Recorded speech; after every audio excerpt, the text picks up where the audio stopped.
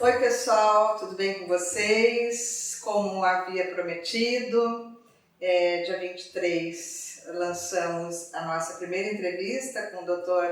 Alberto Dalminho, espero que vocês gostem muito. Ele falou sobre as diferenças entre imaginário e imaginação, tá bem legal. E hoje também nós temos uma convidada muitíssimo importante, minha amiga Eliana Stan. Somos patrimônio do Nupaê, estamos no Nupaê desde 2003, né? Sobrevivendo, fazendo muitas coisas juntas. E a Eliana, conhecida como Nana, ela teve muitos anos aqui de atuação na Univille, trabalhou no antigo Colégio de Aplicação, hoje Colégio Univille, com artes. E depois, por mais de 30 anos, no curso de artes visuais aqui na Univille, onde teve uma contribuição bastante significativa, tanto como professora de cerâmica, de escultura, de cultura, de estágio, quanto também na gestão, né? Estivemos na gestão por várias vezes. Então, a Nana é uma pessoa, uma profissional bastante conhecida aqui em Joinville, não só aqui em Joinville, mas por aí afora.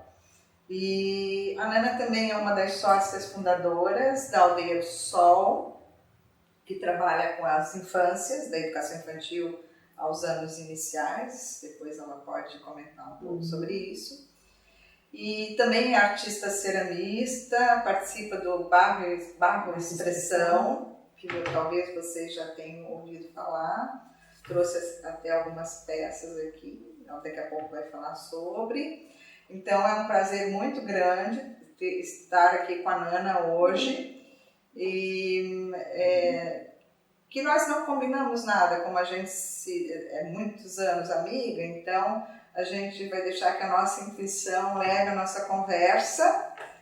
E a primeira questão que eu gostaria que a Nana comentasse um pouco, que é minha curiosidade, eu acho que de quem está nos assistindo também, de que forma a Nana leva toda a experiência dela como artista, ceramista, para o contexto da infância, quando ela trabalha com crianças pequenas, a modelagem, a cerâmica.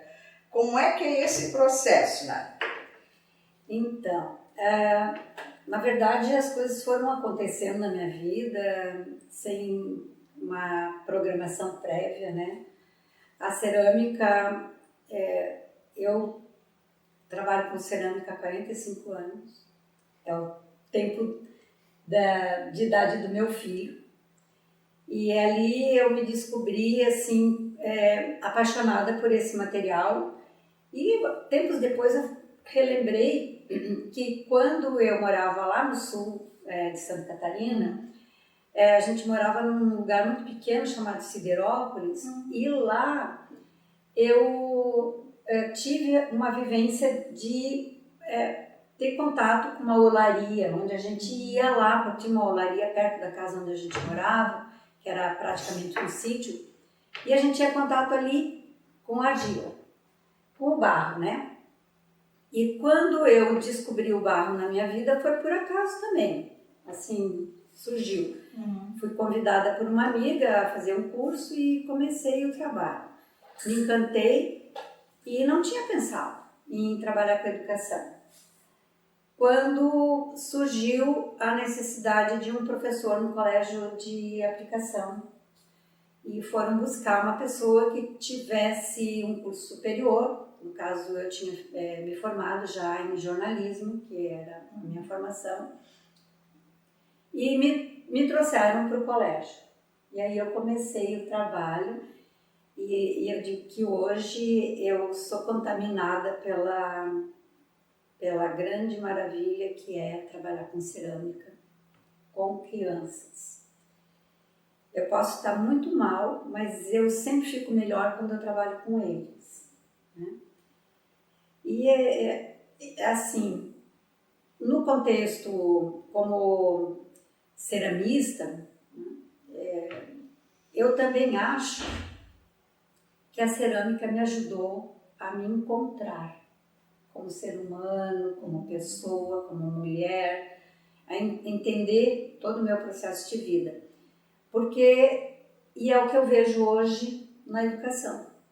Quando eu trabalho com as crianças, eu vejo que eles colocam os processos deles, as dores, as tristezas, as alegrias, as coisas que eles gostam, eles colocam no fazer com uma argila. A argila é um material orgânico, um material muito flexível, muito maleável, e ele interage com a gente.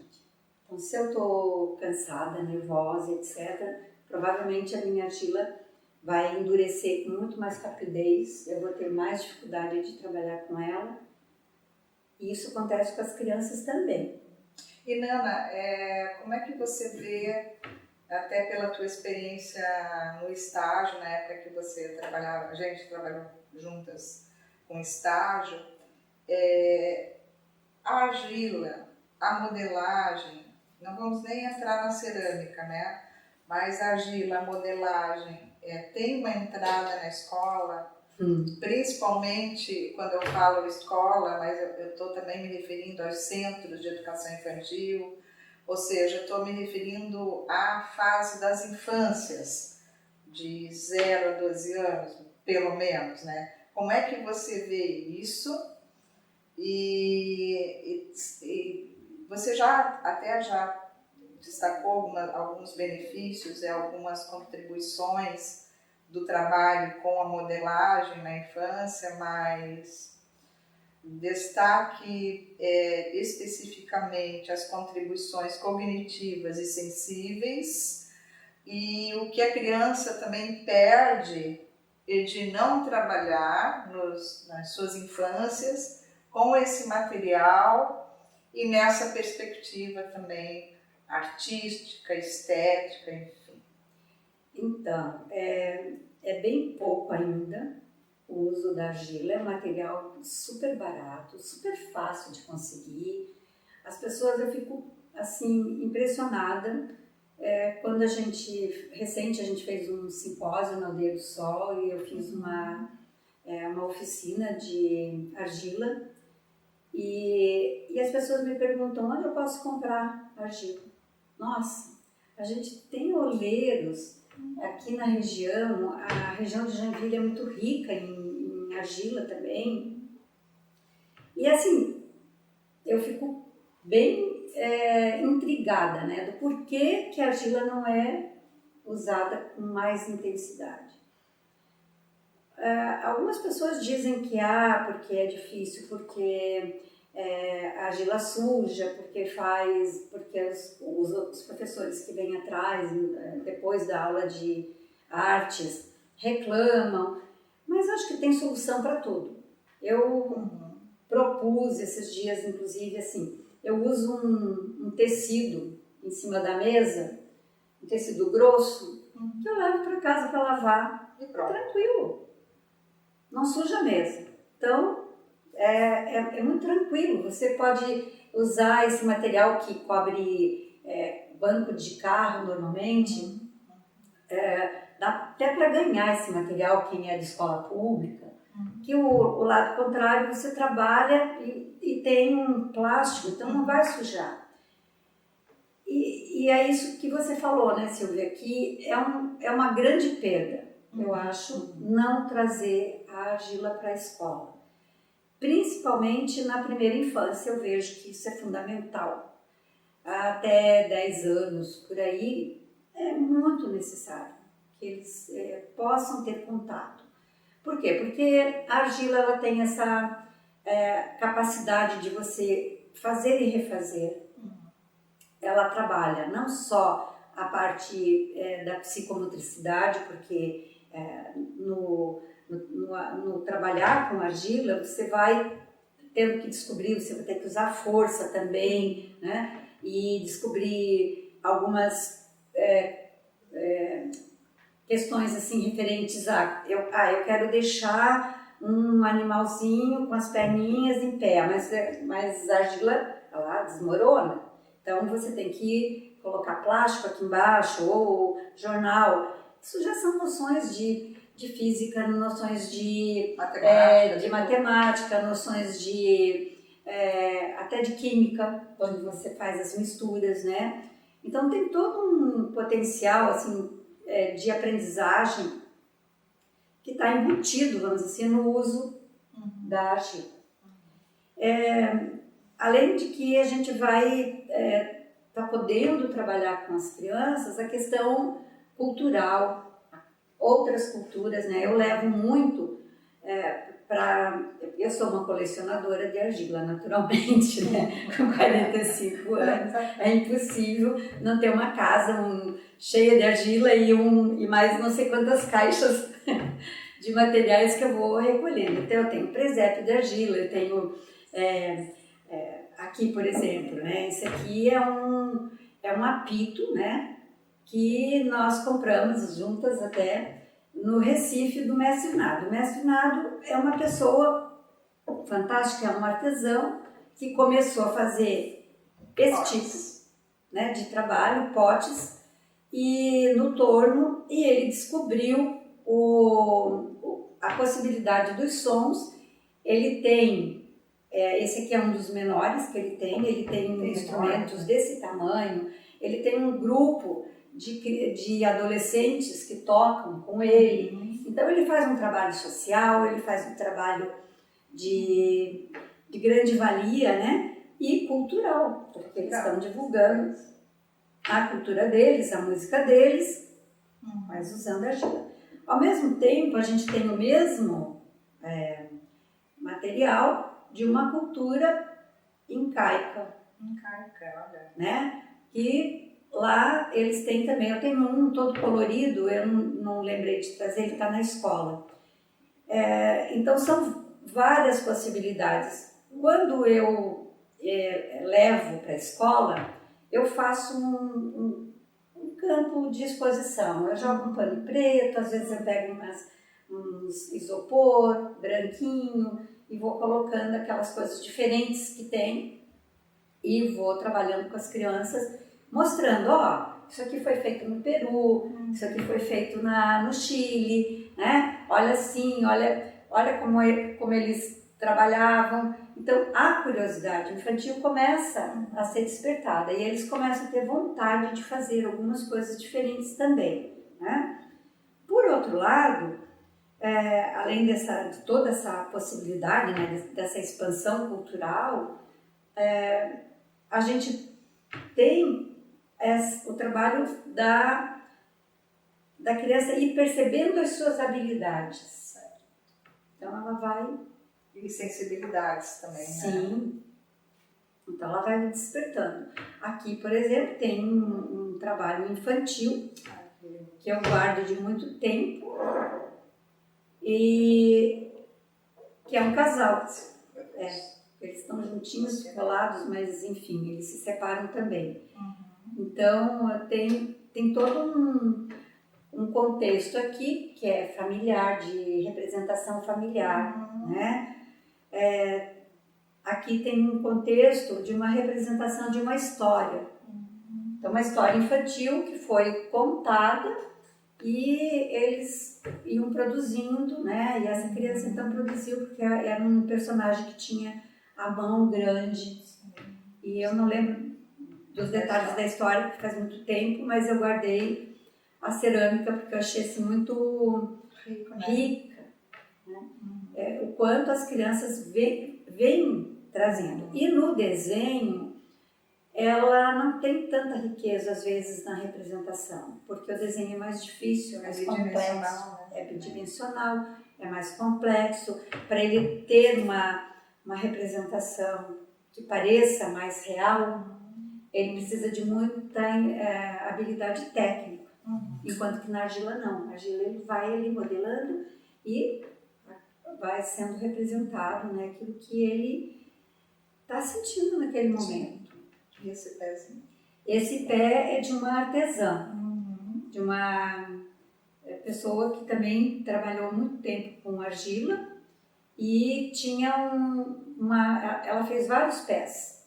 Então, ela tinha uma questão com os Com os pés, que era muito importante. E hoje eu vejo assim, eu vejo a minha neta, a primeira coisa que ela faz quando ela entra no carro é tirar o sapato, e ela quer ficar descalça, né? Então, a criança, ela gosta muito de ficar com o pé no chão, que é uma coisa que hoje quase que não se deixa.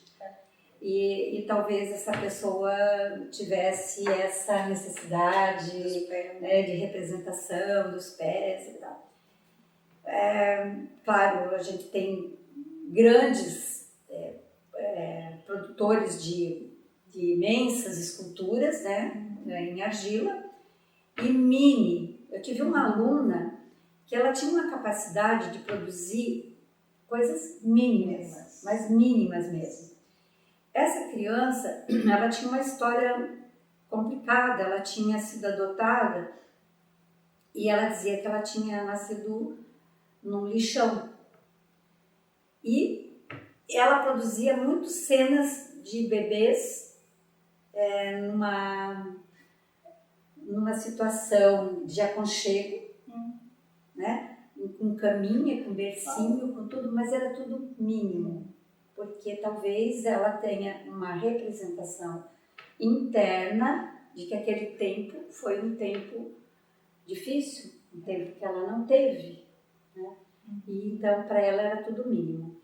E o que é interessante é que ela despertou para esse processo dos mínimos vendo um vídeo que eu levei do mestre Vitalino.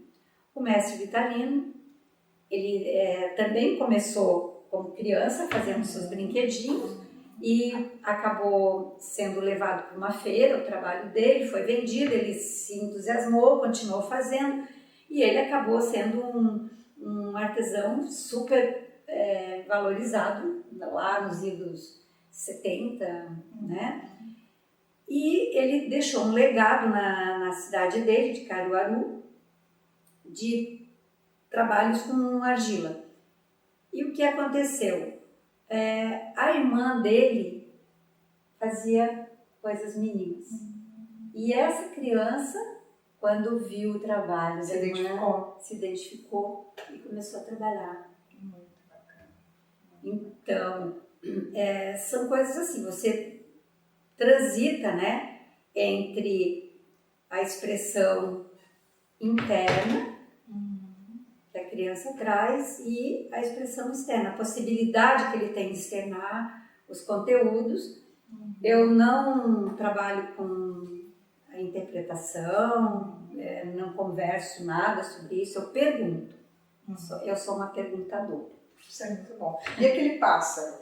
Então, aquele lembra pássaro... um pouco Mário Avancini, né? Ele tem... eu acho, ele foi feito pela Ruth Bush. A Ruth. A Ruth foi aluna, né? Não foi? Ela foi aluna do seu Mário Avancini e ela é nossa... Ela ainda existe, mas ela não trabalha mais, né? Ela está doente e ela trabalhou muito os pássaros. Ela fazia pássaros de tudo quanto é jeito, em cima de tronco e tal. E eu ganhei uma cerâmica dela, um pote, e no pote tinha um pedaço de madeira que ela coletava na praia, coisa que vinha do mar, e que então não pega cupim, né? Sim. É uma coisa que Joinville tem muito. E ela então tinha um pontinho onde esse pássaro era colocado, assim, né? No cantinho aqui. E eu trouxe pensando assim de mostrar que são várias possibilidades que a cerâmica traz, né? Tem o trabalho do oleiro que é repetitivo muitas vezes, que ele faz vasos, mas ele os utensílios. Ele faz os utensílios e ele sobrevive dessa arte, né? Tem a criança que eu acho que se expressa e que também talvez muitas vezes sobreviva por causa disso, porque ela conseguiu um canal, né, de expressão. Tem aqui os artesãos mais elaborados, né, que precisa de uma técnica para fazer. Eu já tentei fazer uma ocarina, nunca consegui. Então, deve ser difícil, né? Tem assim, tem todo uma técnica, técnica, um cuidado, né? Então, para fazer o som. Por outro lado, eu já vi também vasos com uma tampa de couro costurada na argila, então ela faz os furinhos aqui, vai costurando, e que são tambores, né? Então tem muitos instrumentos de musicalização que tem a argila como base, tem as representações artísticas, né, que são mais conceituais, elaboradas, tem toda uma ideia. Eu trabalhei muito com máscaras por um tempo e tem uma história bem interessante para contar sobre as minhas máscaras. Quando eu quis começar a trabalhar com máscaras, o grupo Barro Expressão não estava muito... Achava que eu ia trabalhar de certo aquelas máscaras estereotipadas, né, que tem muito no Nordeste, assim, nada contra o que tem lá, mas eu digo assim, talvez o grupo pensasse assim, ela vai trazer máscaras, e meio que questionar. Aí eu fiquei uns 6 meses sem ir na reunião do grupo, aborrecida. Aí um dia eu falei assim, eu vou voltar e vou fazer máscaras. E voltei e comecei a fazer as máscaras, e as minhas máscaras eram assim, eu preparava o barro, batia bem, que era uma coisa, né, tecnicamente é importante, e deixava a mão e fazia.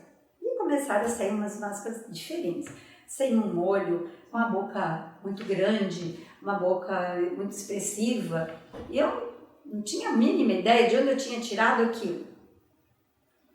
Daí eu fui convidada para ir para o Peru, e a gente passou pelo Chile antes. Quando nós chegamos na excursão no Chile, nós fomos levadas para um evento que se chamava Solstício de Inverno, do povo Aymara. Eram remanescentes do povo Aymara, que são pré-incaicos. Fomos lá, 5 horas da manhã, aquele frio, 10 graus abaixo de zero, aquela loucura. Eu não consegui ver grandes coisas, eram ruínas, né, daquele lugar, e nós fizemos a vivência, voltamos, e no dia seguinte, as pessoas que tinham chegado um dia antes, porque eu cheguei atrasada na viagem por questões profissionais aqui da Univille, então elas tinham ido visitar essas ruínas durante o dia e tiraram fotos. E as fotos começaram a circular pelo ônibus. Quando eu vejo as minhas máscaras, elas eram muito parecidas com aquilo. Muito doido isso. Então, eu fico pensando assim, nossa, eu fui parar lá naquele lugar por um acaso, porque eu não comprei a passagem de cara. Eu cobri a ausência do marido de uma amiga que desistiu de repente.